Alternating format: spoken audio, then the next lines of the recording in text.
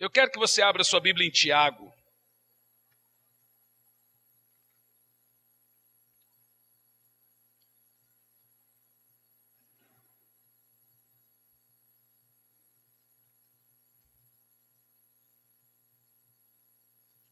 Tiago capítulo 1. Deixa eu te fazer uma pergunta.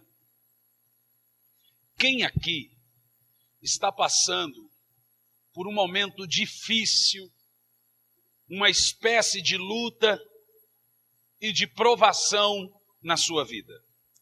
Ou é só eu, ou é só todo mundo? Quem aqui está passando por um momento difícil na vida, de provação?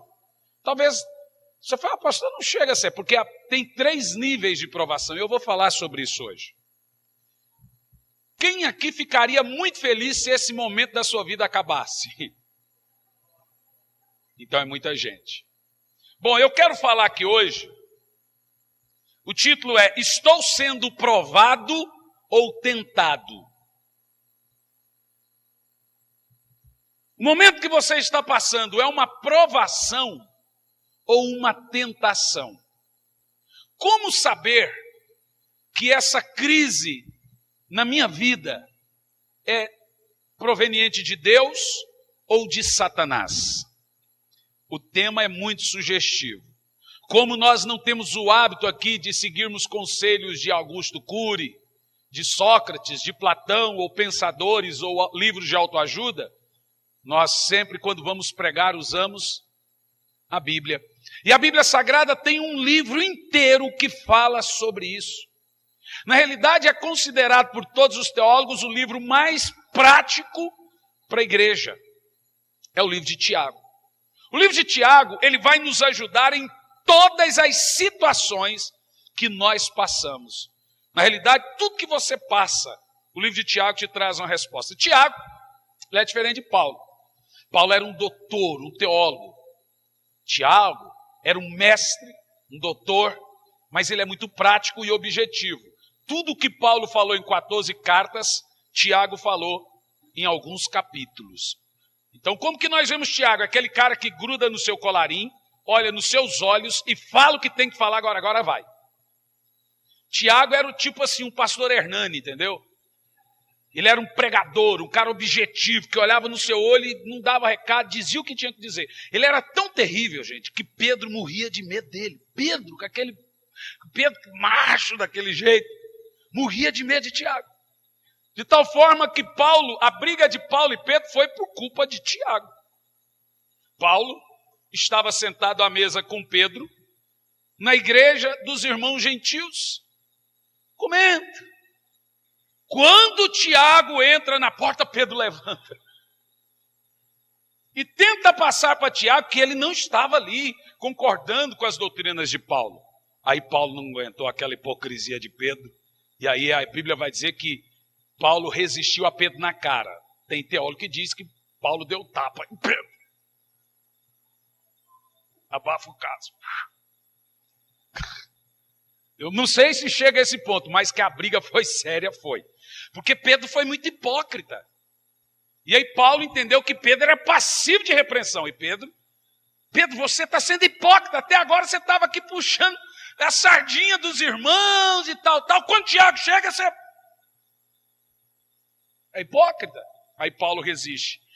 Tiago, ele não é o Tiago Zebedeu. Tinha 3 Tiagos, é o Tiago Zebedeu, que é o irmão do apóstolo João Zebedeu. Tiago também não é o apóstolo Tiago, porque o apóstolo Tiago morreu antes dessa carta ser escrita. Esse Tiago aqui, então, é o irmão de Jesus. Jesus tinha irmãos, Judas, não Iscariote, e Tiago, eram 2 irmãos do nosso Senhor Jesus. Esse Tiago aqui, ele não cria em Jesus. Ele era discípulo de João e não cria em Jesus. Ele passou a crer em Jesus. Tiago, ele é uma coisa tão poderosa na Bíblia. Chamam Tiago de a bomba da Bíblia. Quando você quer jogar uma bomba em alguém, é só pregar Tiago. É isso que os teólogos falam. Esse livro é tão poderoso que Lutero cria que ele era tão bombástico que Lutero tentou tirar esse livro da Bíblia. E graças a Deus que ele não conseguiu. É o livro mais prático para nós. E hoje nós vamos fazer uma exposição do capítulo 1, que Tiago vai nos fazer e trazer essa elucidação sobre provações e tentações. Aqui tem ensinamentos práticos tremendos sobre o momento que você está passando na sua vida, que todos nós passamos. E é resposta às suas orações. E hoje você vai ouvir coisas tremendas, maravilhosas quanto a isso. Como toda a exposição bíblica, não adianta eu ler do versículo 1 ao 18, se depois nós vamos picar ele.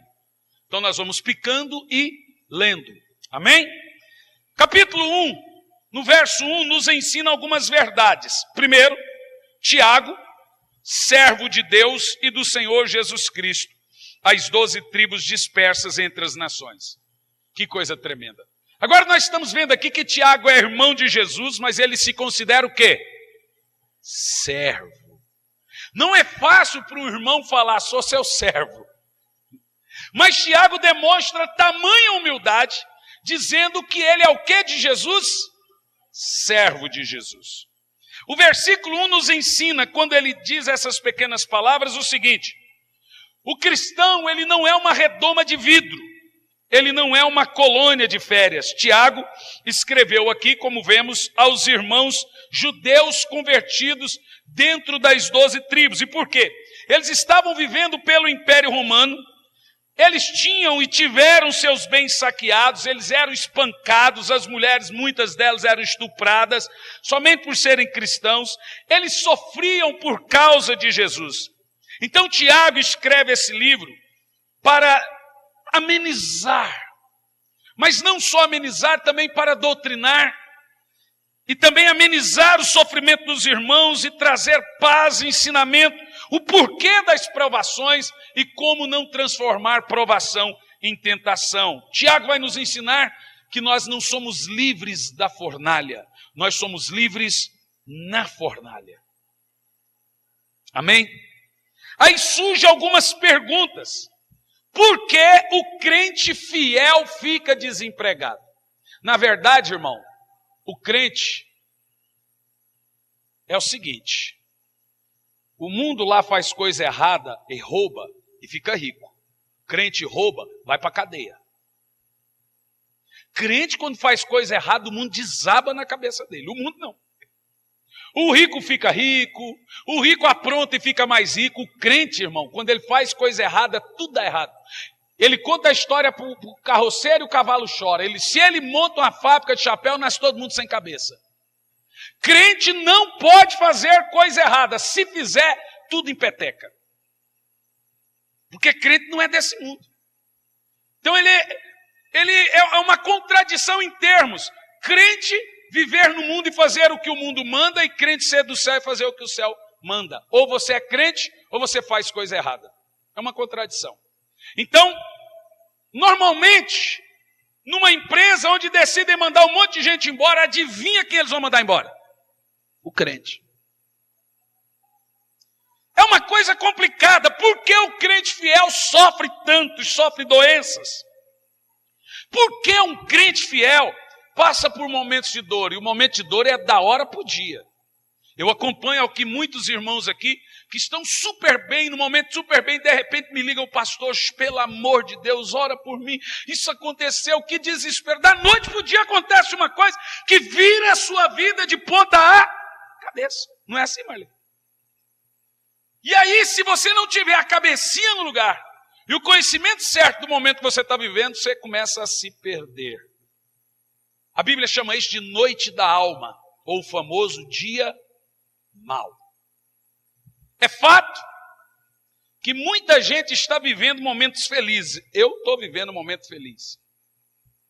Mas já vivi momentos de muita tristeza. Você pensa, isso não vai acabar. Isso nunca vai passar. Mas para mim esse momento está sendo um momento assim de muita felicidade.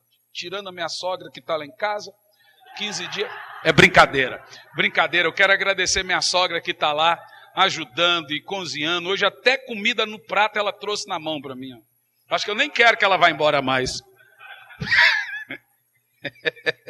Ela está ouvindo. Mas também muitas pessoas estão vivendo momentos de dor, momentos de luta, de angústia. Então nós temos duas situações nessa questão. Primeiro, é a dor que Deus transforma em triunfo. E segundo, o triunfo que Deus vai transformar em dor. Você sabe, na história de Davi, por exemplo, no momento de maior alegria de Davi, Deus transformou a alegria dele em tristeza. Então nós temos uma história, a tristeza que Deus vai transformar em alegria, e temos a alegria que Deus vai transformar em tristeza. É aí que nós vamos interpretar o que nós estamos vivendo, o que está acontecendo conosco. Então, vamos começar a exposição do capítulo 1 de Tiago. Primeiro, transformando tribulações em triunfo. Versos 2 ao 4. Vamos ler. Meus amados irmãos, considerai motivo de júbilo o fato de passardes por diversas provações. Porquanto sabeis que a prova da vossa fé produz ainda mais perseverança. E a perseverança deve ter plena ação, a fim de que sejais aperfeiçoados e completos, sem que vos falte virtude alguma. Acho engraçado Tiago falar assim. Considerai motivo de júbilo que você está sofrendo. Que abuso escrever um negócio desse. Mas de fato é isso que ele está falando. E vamos entender por que Tiago escreve. Para você considerar motivo de alegria, porque você está passando por provações. Primeiro, Tiago diz que as tribulações são compatíveis com a fé cristã. No verso 2, considerai o motivo de júbilo o fato de passar por tribulações. Tiago está dizendo que o crente sofre, e é necessário que ele sofra, e ele ensina aqui no verso 2 que o crente deve esperar a provação. Ser crente não é um cartão dizendo nunca mais você vai sofrer. Ser crente não é garantia que você não vai chorar, que você não vai ter angústia. Não. Tiago nos ensina aqui em primeiro lugar que você deve aproveitar o momento de alegria, aproveitar e assim esse momento é grande, é bom, mas você deve esperar também que a qualquer hora dessas vem a noite da alma, vem o dia mau. É quando, irmão, e o pastor é uma coisa interessante, já aconteceu comigo, de você fazer um casamento no sábado e um velório no domingo. Você vê, rir com os que ri, chorar com os que choram ao mesmo tempo. Já aconteceu comigo de fazer um casamento de uma família num domingo de manhã e um velório da mesma família no domingo à noite. Você vê que é um antagonismo, é uma coisa sem explicação. Tiago fala, espere, entenda. A palavra de Deus, ela vai nos advertir a esperar as provações. Jesus disse em João 16 e 33, no mundo tereis aflições, mas tende bom ânimo, eu venci o mundo. Paulo disse em Atos 14, 22, por muitas tribulações nos é necessário entrar no reino de Deus. Paulo diz ainda a Timóteo, na sua segunda carta a Timóteo 3 e 12, todos os que querem viver piamente em Jesus padecerão perseguições. O grande patriarca Jó disse em Jó 5 e 7, o homem nasce para a tribulação, como as faíscas voam para cima. É fato que a gente não gosta, que não é bom, que é dolorido, mas as provações nos são necessárias. É necessário sofrer. Não é só que elas vão vir, Nós vamos aprender aqui que Tiago vai dizer o porquê que é necessário padecer por provações. E por quê? Nós não somos desse mundo. Já começa por aí. Nós somos peregrinos nesse mundo. Terceiro, nosso lar permanente não é aqui. Nossa morada está nos céus. Então, por esses motivos, enquanto estivermos aqui, iremos conviver com a dor e o sofrimento e as tribulações, porque é o que faz parte do mundo. Nós somos a contradição do mundo. Então, o crente, na realidade, sofre mais do que quem não é crente. Porque ele não está aqui. Ele não é daqui. Ele mora em outro lugar, ele é de outro lugar. Então, normalmente, o sofrimento dele aqui é maior. Segundo lugar, Tiago nos ensina aqui no verso 2 que as provações são variadas. Ele deixa isso claro. Quando Tiago fala as palavras várias provações, diga várias provações.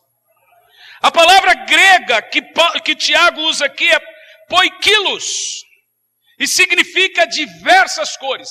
Quando você lê aqui na Bíblia Tiago falando diversas ou várias, a ideia que Tiago vai nos passar aqui é que provações têm instância, limites e cores e estágios. Tiago está dizendo provações leves, provações fáceis, provações mais ou menos e provações difíceis. E a palavra que ele usa aqui é cores. Então tem dia que está tudo rosa. Tem dia que está tudo cinza, tem dia que está azul, tem dia que está negro. Tiago está falando que a qualquer hora dessa, você vai ter um momento difícil, que você vai conseguir passar. É uma provação leve. Paulo usa o termo suas leves provações.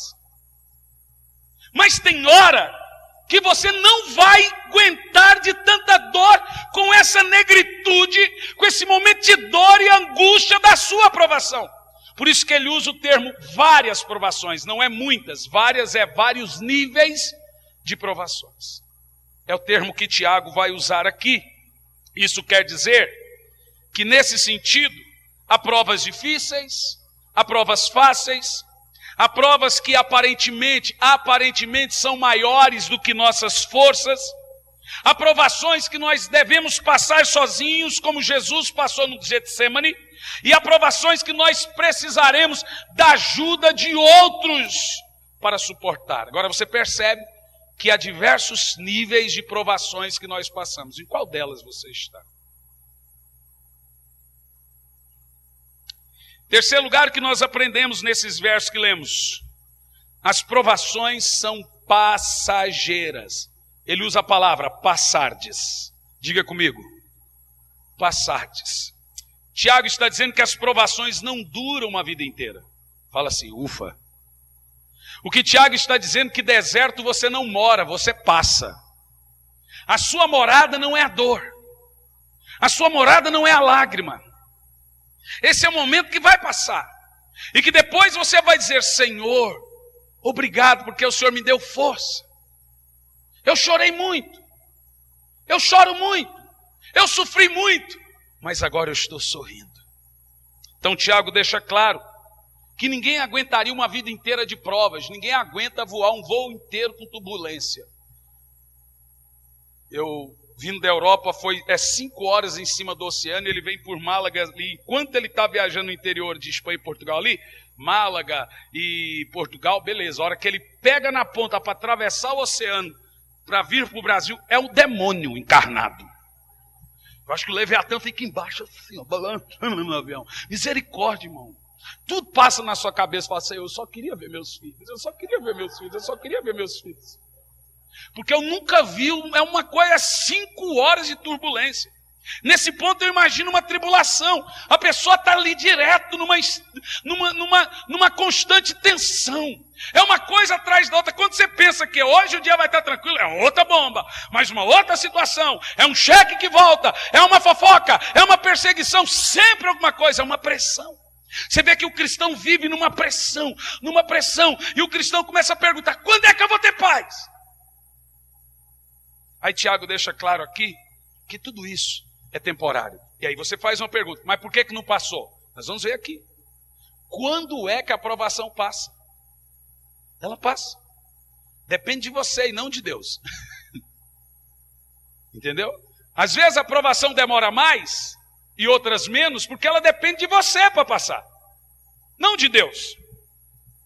Em quarto lugar, nos versos 3 e 4, Tiago nos ensina que as provações são pedagógicas. Ele diz assim: porquanto sabeis que a prova da vossa fé produz perseverança. É quase o mesmo texto que Paulo vai usar em Romanos 5, que a perseguição produz paciência, que a tribulação produz um caráter aprovado. O que Tiago está nos ensinando é que você tem que tirar lições da sua dor e não murmuração da sua dor. Ela tem um caráter de ensinar você, de fazer você crescer, de fazer você aprender. Nós somos testados para ver se a nossa fé, é isso que Tiago fala aqui, é de fato uma fé verdadeira. Olha o verso 4. E a perseverança deve ter plena ação, a fim de que sejais aperfeiçoados e completos, sem que falte a virtude alguma. Tiago deixa claro que o propósito da sua dor e do seu sofrimento é fazer você crescer em Deus. Vou contar a história aqui do José Aldo, aqui que me contaram. Você me permite, Zé Aldo? Sua história? Fique em pé, Zé Aldo. Vê se não é a cara do lutador Zé Aldo, missionário lá. A história do Zé Aldo me comoveu. Obrigado, meu filho. Agora o seu nome de verdade. Seu nome de verdade para a igreja saber. É José. A história dele é interessantíssima. Ele tinha um irmão que sofria com diabetes desde o nascimento. E a diabetes foi comendo todo o corpo do irmão. Perna, dedos. Ficou cego, é isso? E ele cuidava do irmão.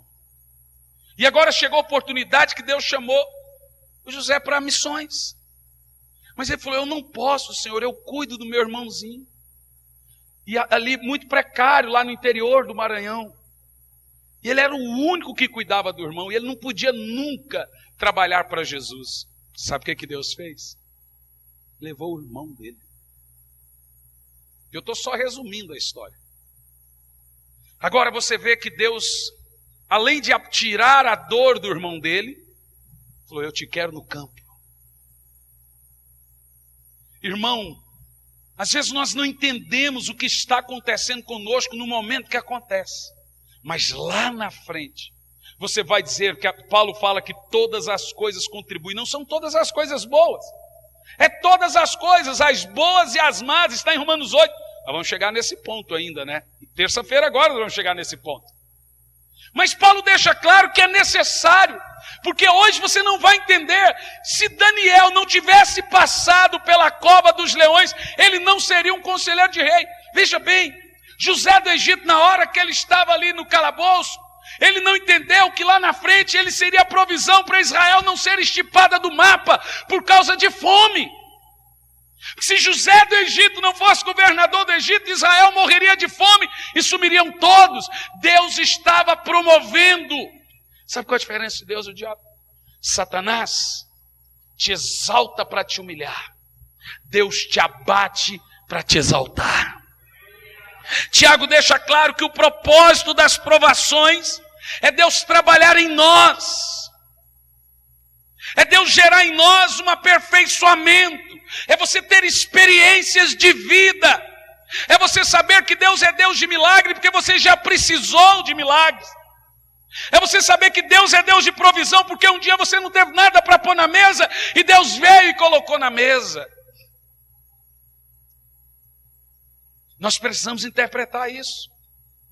Nós não podemos murmurar, mas entender que as provações, como diz Tiago aqui, elas servem para nos aperfeiçoar. É doído, de fato. Dói perder um ente querido. Dói o cobrador ficar ligando, cobrando sem você ter dinheiro. Dói ser humilhado. Dói ficar desempregado e a mulher não entender, dói. Mas isso vai servir para você ter experiência, para você aperfeiçoar na fé ainda mais. O silêncio de Deus, irmãos, fere mais do que o grito da sua ira. Mas nós temos que interpretar isso. Segundo lugar, agora do verso 5 ao 12, como lidar de forma sábia com as provações. Versos de 5 a 12, vamos ler. Se algum de vós tem falta de sabedoria, peça a Deus, que a todos concede liberalmente com grande alegria. Todavia peça com fé, sem qualquer sombra de dúvida, pois quem crê com reservas é semelhante à onda do mar, agitada e levada pelos ventos. Não imagine tal pessoa que assim receberá coisa alguma do Senhor, pois é vacilante e inconstante em todos os seus caminhos. Contudo, o irmão de condição humilde deve gloriar-se em sua dignidade. Que, meu Deus, tremendo. O irmão rico deve orgulhar-se em sua pequenez, pois ele também passará como a erva do campo. Verso 11. Porque o sol se levanta como seu calor intenso e seca a planta. Cai então a sua flor, e toda a sua beleza e glória desvanecem. Da mesma forma, o rico definhará em meio a seus muitos compromissos.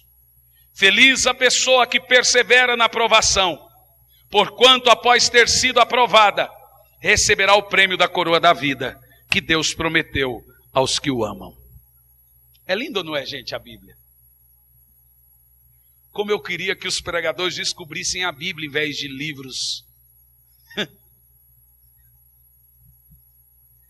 O que Tiago vai nos ensinar aqui do verso 5 ao verso 12? Primeiro, o alvo de Deus em nossa vida sempre será a maturidade cristã.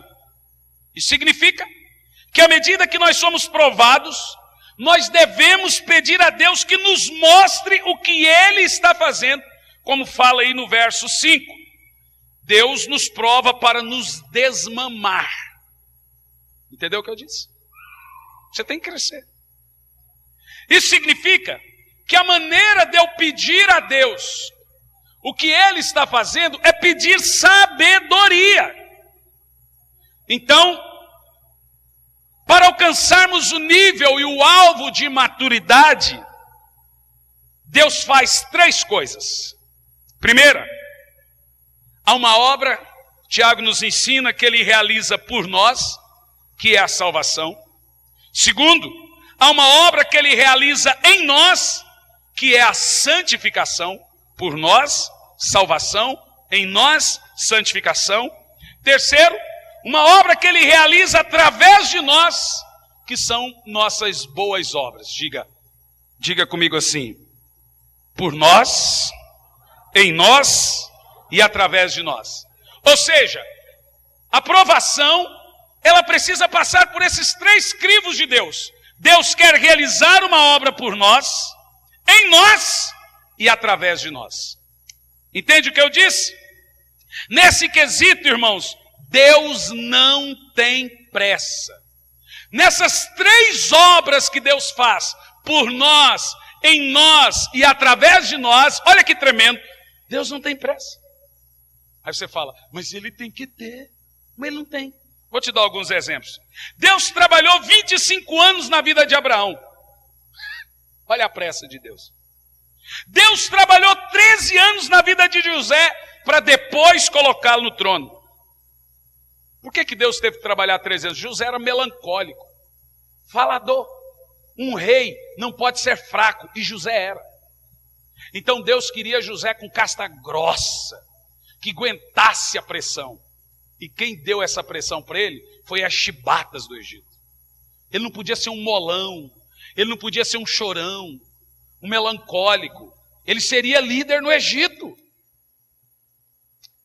Deus trabalhou 80 na vida de Moisés antes de usá-lo como líder. Isso aqui me deixa... Jesus trabalhou 3 anos na vida dos apóstolos antes de enviá-los ao mundo. Jesus trabalhou 14 anos na vida de Paulo antes de começar a usá-lo como o grande apóstolo do cristianismo. Cada um de nós varia de tempo de provação. Você vê, Moisés foi 80. Os discípulos foram 3 anos. Paulo foi 14 anos. José foi 13. Por que que um é 80, o outro é 3? Depende da personalidade. Depende do temperamento da pessoa, da humildade da pessoa, paciência da pessoa, ousadia da pessoa e como ela está disposta a renunciar. No caso de Moisés, você vê como ele era ruim. Você entende? Você vê, Moisés foi 80, Abraão 25, José 13. Depende de como a pessoa está ouvindo a voz de Deus e sendo sábia em meio à provação. Enquanto você não entender, vai durar 80, talvez você vai morrer sendo provado, irmão.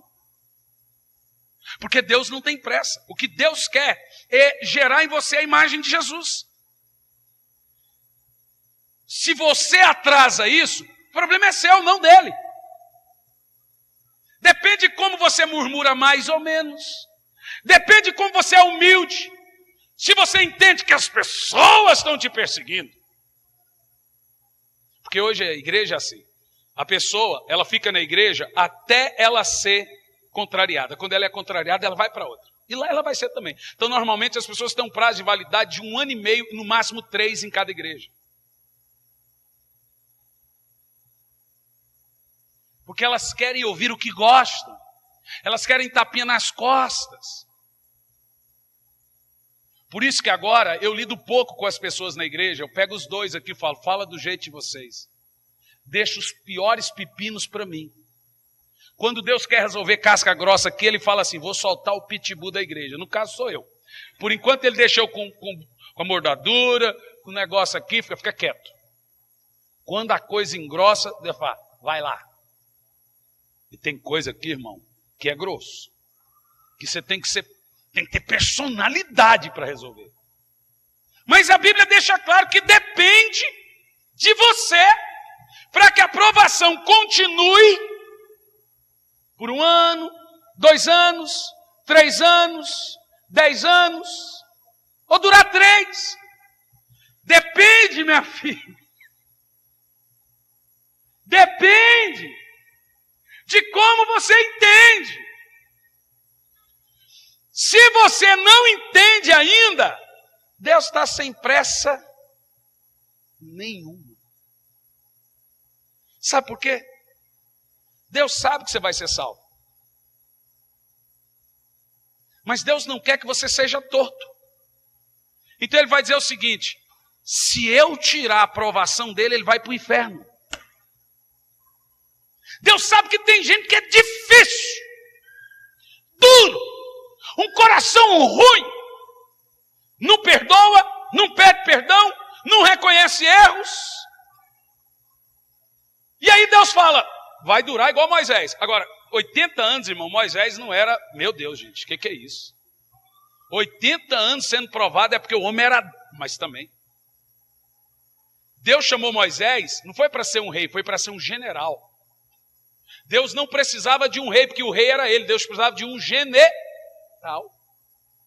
Deus precisava de um cara assim. Qualquer povinho ruim, como é o judeu, tem que ser um Moisés. Tiago nos ensina aqui alguns princípios para sabermos lidar com as provações. Quem quer aprender? Dos versos de 5 a 8. Quando somos provados, a primeira coisa que você tem que fazer, quando você percebe que começou a noite da alma, é pedir sabedoria. Versos de 5 a 8. Se algum de vós tem falta de sabedoria, peça a Deus. Sem sabedoria, você sucumbe. A nossa boca é nervosa. Eu tenho boca nervosa. Eu sou bocudo. Eu estou escrevendo um livro, Eu e Minha Boca Grande 2. Um é o da Joyce Meyer. Eu sei, irmão. Olha, eu pequei essa semana. E foi um pecado grave. Eu joguei o cara da Azul embaixo da mesa. E eu não quero que ninguém ria por isso. Desci no aeroporto de Campinas. O cara da Azul no telefone. E eu, cansado, esgotado. O cara da Azul lá. Não tinha uma tela dizendo, sua bagagem está em esteira tal, e um monte de esteira. Eu falei, moço, qual que é a esteira? E todo mundo ali perguntando, e o cara no telefone, conversando na asneira que a gente estava do lado. Eu perguntei 3 vezes. Por último, o senhor quer se acalmar, por favor? Eu falei, senhor, eu estou lhe perguntando, mas eu não vou lhe responder. O Satanás encarnou, uma satanfania. Olha, eu só vou te dizer, não vou dizer o que aconteceu.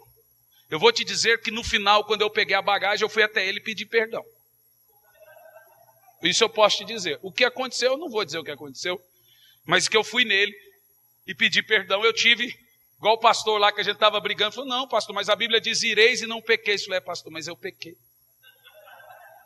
Eu tenho certeza que eu pequei. Isso é falta de sabedoria. Essa madrugada eu não pequei, mas eu fui um pouquinho maquiavélico. Eu fui muito maquiavélico. Eu estava no hotel e tinha um casamento. O hotel era uma pousada grande, tinha um casamento lá. Os caras chegaram 1h30 da manhã, no quarto do lado, gritando, bebendo, falando palavrão, uns 5, 6. E foram da 1h30 às 5. E eu batia na parede, aí que eles batiam de volta e xingavam, cala a boca, ninguém vai calar a boca. Pode deixar, 6 horas eu levanto. Quando eles dormiram, eu acordo.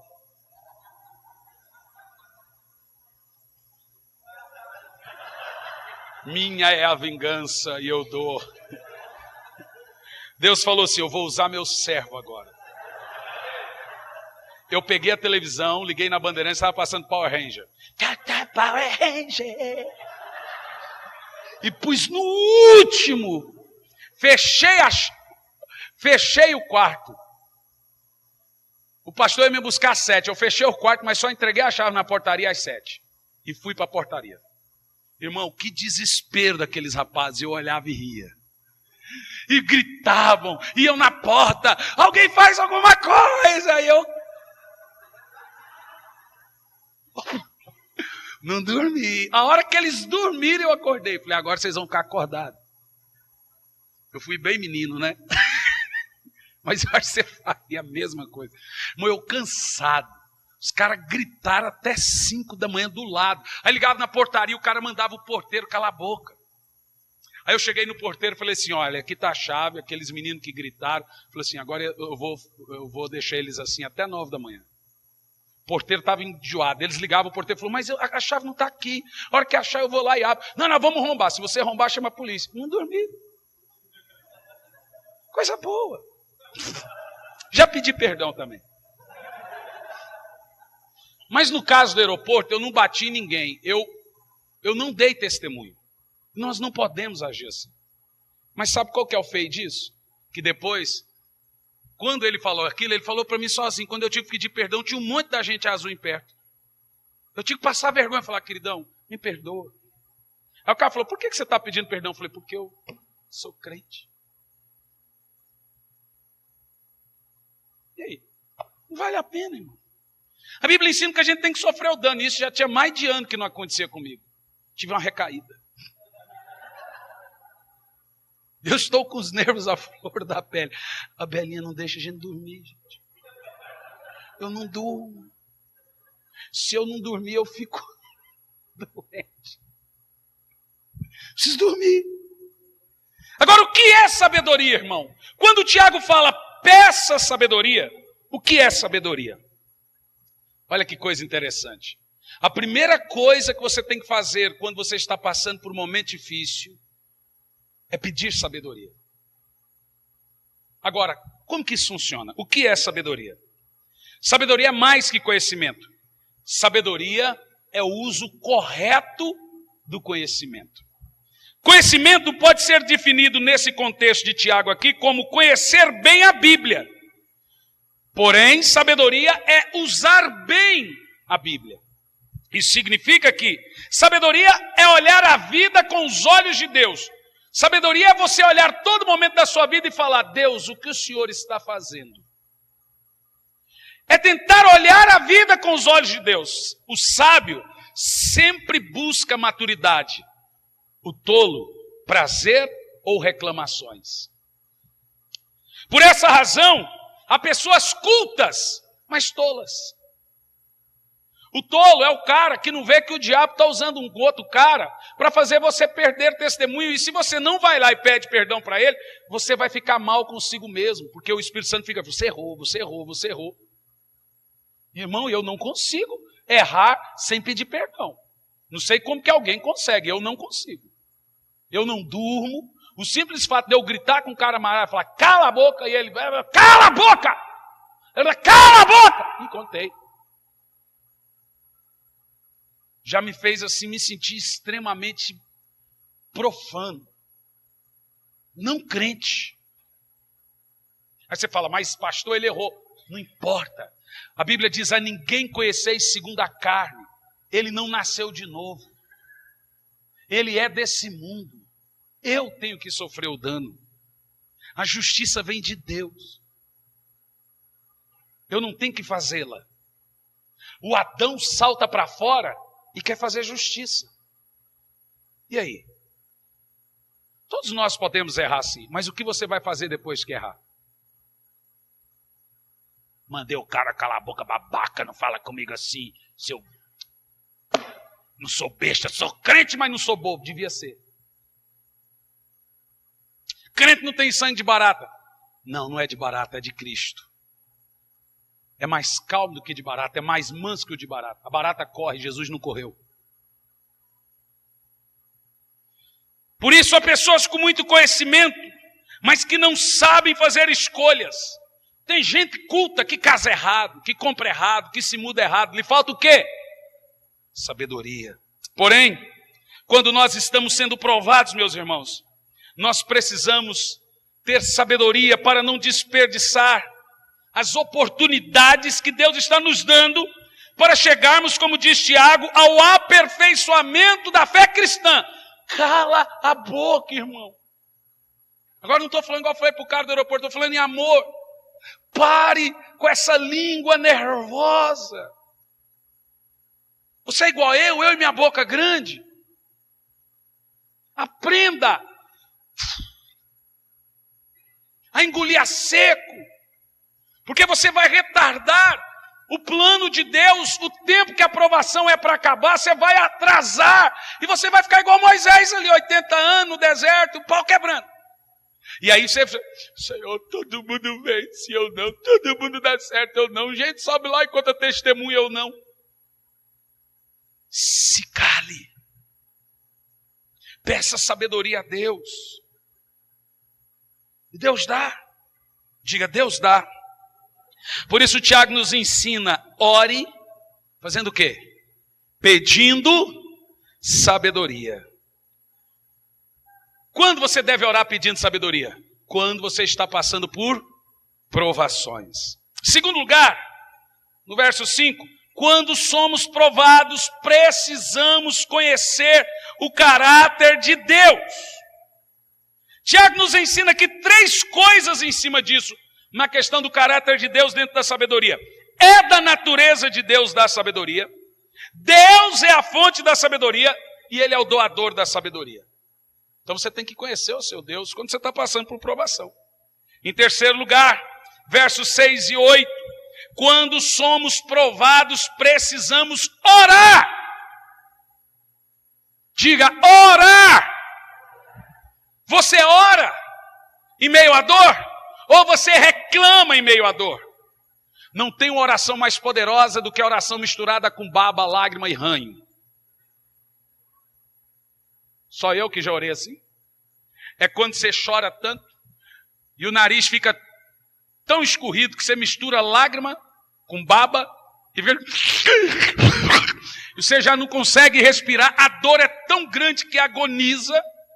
Quantas vezes eu chorei assim que falta respiração, é gemido, a alma está gemendo. Essa é a oração mais poderosa, meu irmão. Ore assim. Eu não estou aqui para dizer pare de chorar, eu estou aqui para dizer pare de falar e comece a orar. Ore, ore, o choro da alma. Tem uma canção muito antiga que diz assim, ó: chore para Deus, o choro não cai. O choro da alma sobe, sobe, sobe, vai. Chorando para Deus, você move os céus. O choro no céu é uma cachoeira no trono de Deus. Pare de chorar para alguém que não vai te ajudar. Você chora em casa, na igreja, fica com a cara fechada. Pare de chorar para alguém que vai te criticar, para alguém que não pode te dar um bom conselho. Chore para Deus.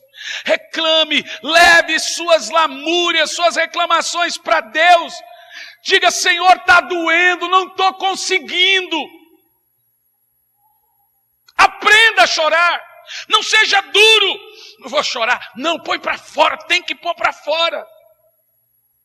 Essa mesma música começa assim, ó: quantas vezes nós contamos os problemas para alguém que nem sempre é capaz de resolver. Quantas vezes nós contamos os problemas para alguém, mas também não pode resolver. Mas existe um amigo, ele sim conta contigo, ele é Jesus e vai te ajudar. É para ele, vai para a cruz, diga para ele: Senhor, eu estou sem dinheiro, a minha mulher está me pressionando. Fala: Senhor, o meu marido está me humilhando, meu filho é viciado. Fala para ele: Senhor, eu não aguento mais. Não adianta falar para o patrão, reclamar, essas pessoas não podem te ajudar. Aprenda a chorar para Deus. E esse choro mistura-se com lágrima. Tiago fala: ore.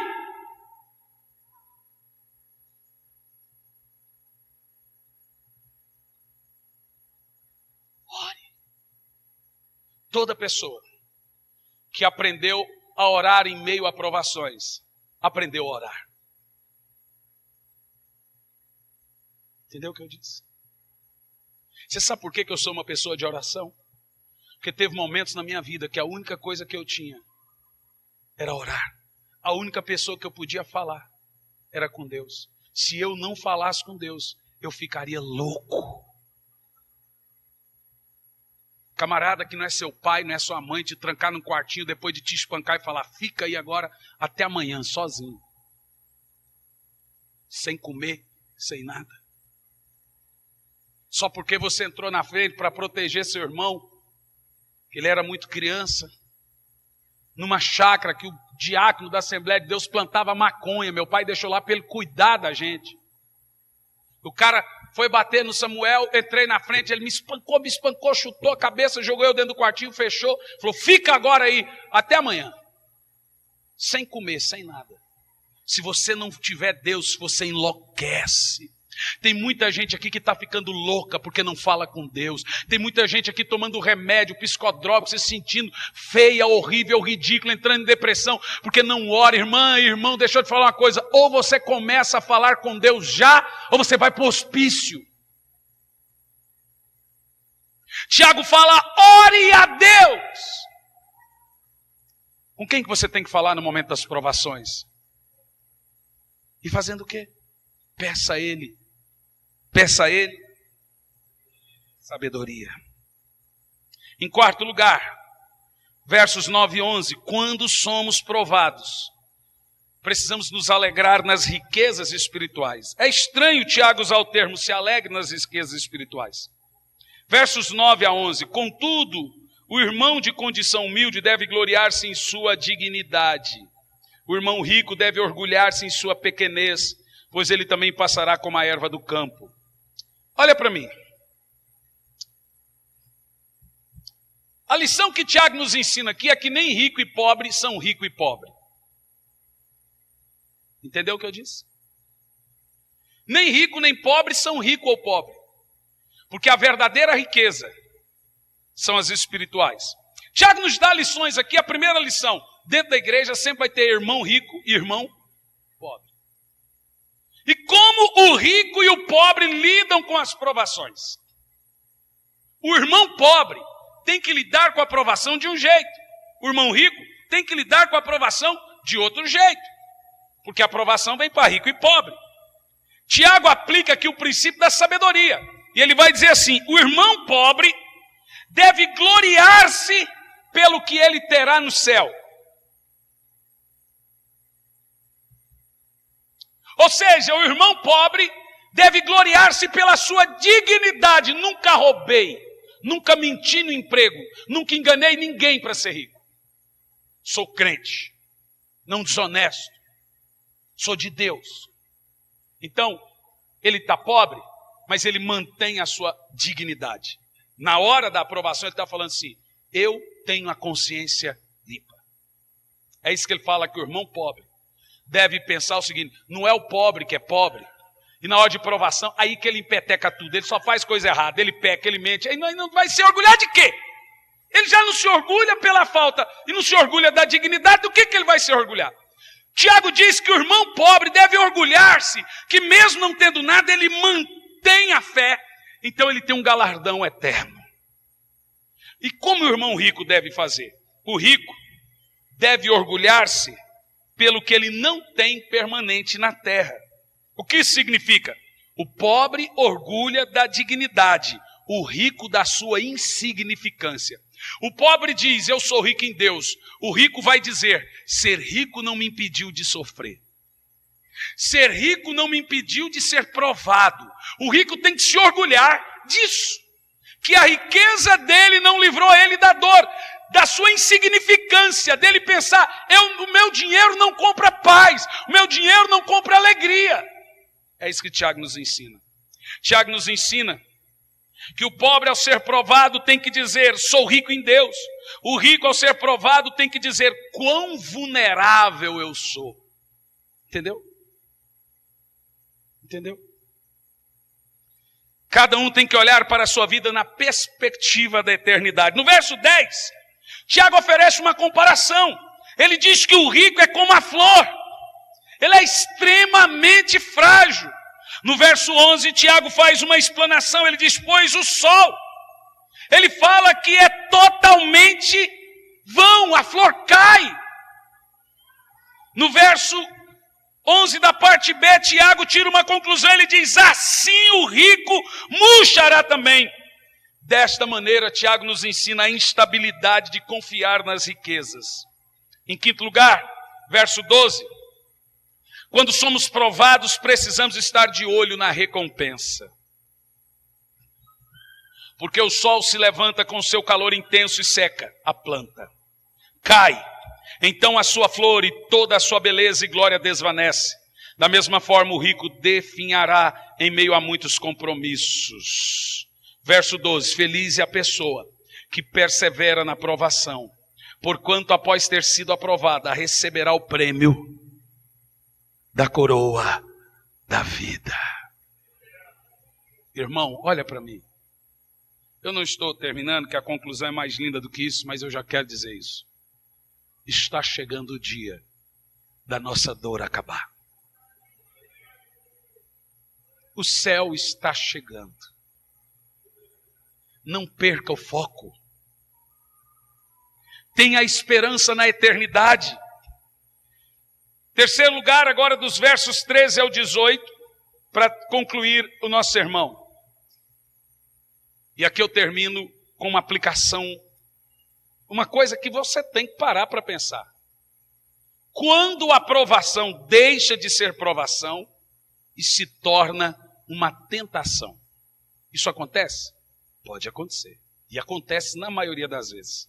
Tiago vai nos trazer uma revelação aqui, do verso 13 ao 18, como que a provação deixa de ser provação e se transforma em uma tentação. É cruel, mas é verdadeiro. Uma pessoa madura, ela é paciente nas provas. Uma pessoa imatura, inevitavelmente ela vai transformar provações em tentações. Como que você transforma a provação em tentação? Pela sua imaturidade. O que é imaturidade? É não estar pronto. Moisés gastou 8 anos porque ele era o quê? Maturo. Aí foi lá, o que foi? Matou um, enterrou um. Fugiu e disse, não, eu quero ficar aqui com meu filhinho aqui, não sei o quê. Uma pessoa madura, ela é paciente e a provação acaba. Veja que José foi só 13 anos. Mas Moisés foi 80. Uma pessoa imatura transforma a provação em tentação. Como que isso acontece? Quando passamos por dificuldades, somos tentados. Veja, toda provação tem o diabo na lateral. Tem Deus com a gente e o diabo na lateral. Por que que o diabo fica na lateral? Porque ele vai tentar transformar a provação de Deus em uma tentação enviada por ele. Escute bem. A provação enviada por Deus para o seu aperfeiçoamento, seu crescimento.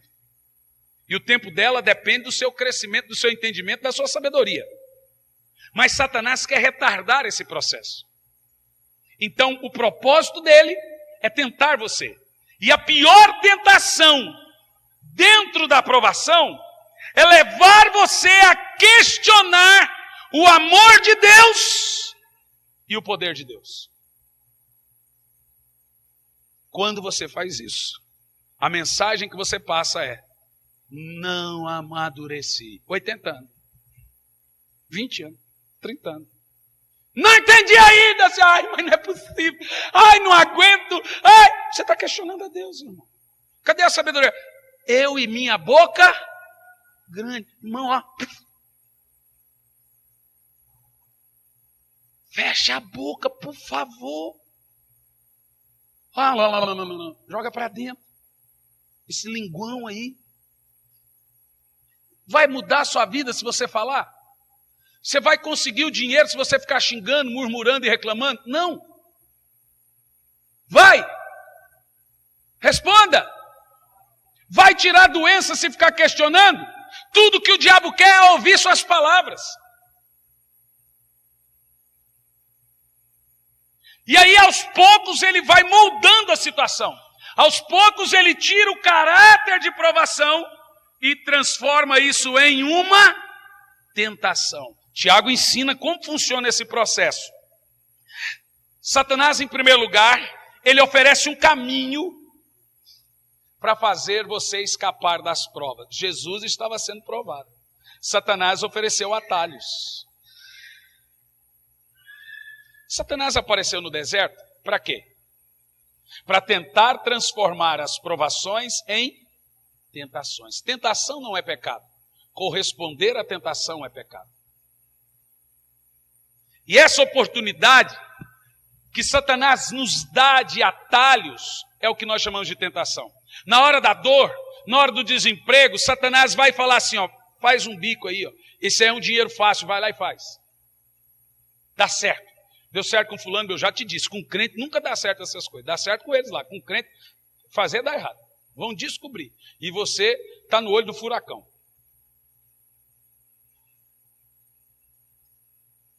Jesus, como citamos. Porém, há 3 fatos que nós temos que considerar aqui, se nós queremos vencer agora o que nós chamamos de tentação. Dá para você reverter de novo a história. Se você estava sendo provado, passou a ser tentado, dá para você voltar para a provação que vem só de Deus. Como que isso acontece? Primeiro, versos de 13 a 16. Vamos ler?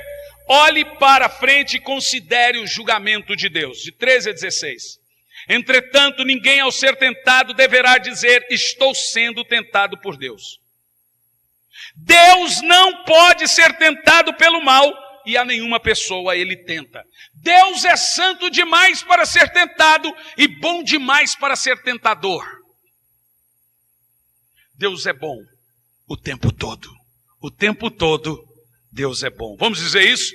Deus é bom o tempo todo. O tempo todo, Deus é bom. Tiago deixa claro que é impossível Deus ser tentado ou ser tentador. Não pode. Então Tiago começa aqui ensinando que você deve reverter a situação, conhecendo a natureza e o julgamento de Deus. Você não pode culpar a Deus se você complicou a história. Já ouviu aquela história, não conserta que pioreia? É o gaúcho, isso é um ditado gaúcho. Não conserta que pioreia. Não é? Como é que é? Não corrige que pioreia. O corrige é lá do Nordeste. Não dá para remediar o irremediável. Não tente consertar a sua vida. Deus pode fazer isso, você não. Não pegue atalhos. Minha esposa não me dá atenção. Vou arrumar outra. A coisa já está ruim mesmo, vou aproveitar e petecar tudo. Transformou provação em tentação. E não adianta agora você for olhar para Deus, Senhor, o Senhor não, Deus não tem nada a ver com isso. Tiago primeiro começa falando das provações, agora ele vai falar do caráter das tentações. Ele diz, não diga que é Deus que está te tentando. De alguma maneira, você transformou essa provação em tentação. Nunca culpe a Deus. Jamais faça isso. Nesse ponto, Tiago agora vai trazer uma revelação até o verso 16 sobre a concepção que provoca e que vem depois da tentação. Ele vai trazer aqui os 4 estágios da tentação para gerar o pecado praticado. Primeiro estágio, verso 14. Desejo e cobiça. Cada um, porém, é tentado pelo próprio mal desejado. Uau!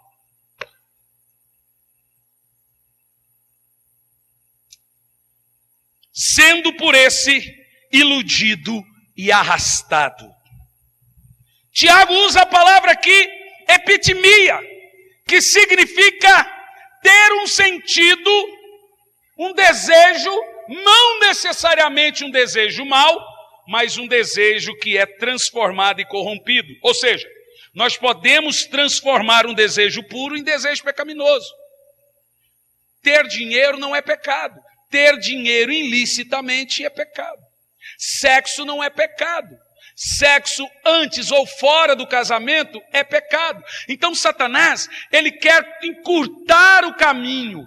A maneira de Satanás trazer tentação, cortando dentro da provação, é fazer você desejar o que você não pode ter. E aí, irmão, a provação vai demorar muitos anos. Segundo estágio, no verso 14, engano. Tiago usa aqui as figuras para ilustrar o engano e a tentação. Ele diz, primeiro, atrai. A figura que ele usa aqui é do pescador usando um anzol com isca. A isca é a sedução. O anzol é como ele atrai. Tiago está dizendo que a maior arma do diabo é o camarada caçador que arma uma arapuca e põe o alpiste embaixo da arapuca e fica à espreita. Quem é que vem voando para dentro da arapuca? De quem são as asas? Quem quis voar? Quem quis comer? O diabo não obrigou o pássaro a entrar lá dentro. Ele desejou. A única coisa que Davi viu foi uma mulher pelada. Só isso. Só. E era muito bonita. Como é que o senhor sabe? Porque mulher feia não tenta ninguém.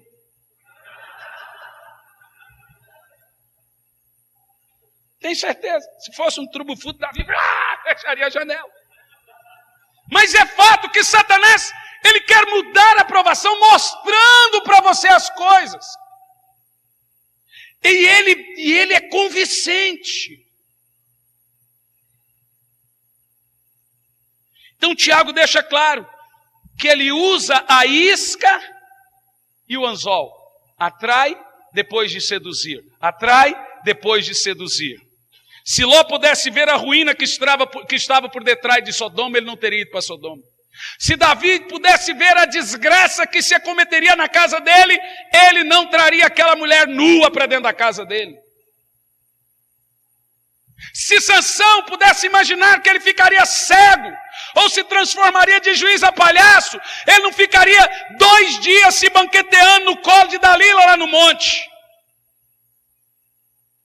Você não tem como prever aonde esse caminho que você está tomando vai chegar, mas você vai morrer espiritualmente, até naturalmente, vai ser uma vergonha para a família. Se já não é uma vergonha para a família, você precisa mudar esse caráter urgentemente. Você está cavando sua própria cova. Terceiro estágio, o nascimento do bebezão chamado pecado. Verso 16. Meus amados irmãos, não vos permitais ser enganados. No verso 14 e 15, Tiago diz, cada um, porém, é tentado pelo próprio mal desejado, sendo por este iludido e arrastado. Verso 15, em seguida, esse desejo, tendo concebido, faz nascer o pecado, e o pecado, após ter consumado, gera a morte. Meu Deus, diga misericórdia. Tiago fala do nascimento de um bebê maldito chamado pecado, levando ao quarto estágio, que é a morte. Ele diz, a cobiça, depois de haver concedido, dá luz ao pecado, e o pecado, uma vez consumado, gera morte. Nós vemos aqui, irmão, nesse texto, a genealogia do pecado. Qual que é a genealogia do pecado? A cobiça é a mãe do pecado e a avó da morte. E Paulo diz em Romanos 6:23 que o salário do pecado é a morte. Eu termino aqui no verso 17 e 18. Em primeiro lugar, no verso 17 e 18, considerando a bondade de Deus. Tiago fala, toda boa dádiva, todo dom perfeito vem do alto, descendo do Pai das luzes, a quem não há oscilação, como se vê nas nuvens inconstantes. No verso 18, considere Deus dentro de você, de acordo com a sua vontade. Ele nos gerou pela palavra da verdade, a fim de sermos como que primeiros frutos de toda a sua criação. Tiago usa a figura do bebê como do pecado. Aqui ele usa a figura do novo nascimento como uma nova vida. Qual bebê você prefere? A nova vida ou o pecado?